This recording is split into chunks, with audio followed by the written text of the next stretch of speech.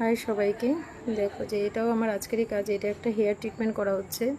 আমার এই ক্লায়েন্টের হেয়ারটা মানে অন্য জায়গার থেকে ও হাইলাইটার করিয়েছে, তো করার পরে আর চুলের অবস্থা একদমই খারাপ হয়ে গেছে। চুলটা পুরোটাই ছিঁড়ে যাচ্ছে, জায়গা জায়গা থেকে যেখান থেকে হেয়ারটা কালার করা হয়েছে সেখান থেকে ছিঁড়ে ছিঁড়ে যাচ্ছে। তো এরকম তোমাদের যাদের যাদের সমস্যা আছে, প্রবলেম হচ্ছে যে চুলটা ছিঁড়ে যাচ্ছে, রাফ হয়ে গেছে প্রচুর, তো আমার সাথে কন্ট্যাক্ট করতে পারো। আশা করি তোমাদের মানে আমার কাছে ট্রিটমেন্ট করে স্যাটিসফাই হবা। তো আমার এই ক্লায়েন্ট কিন্তু ভীষণ খুশি হয়েছে আজকে আমার কাজ দেখে, আর তোমরাও দেখতে পাবা চুলটা পরে।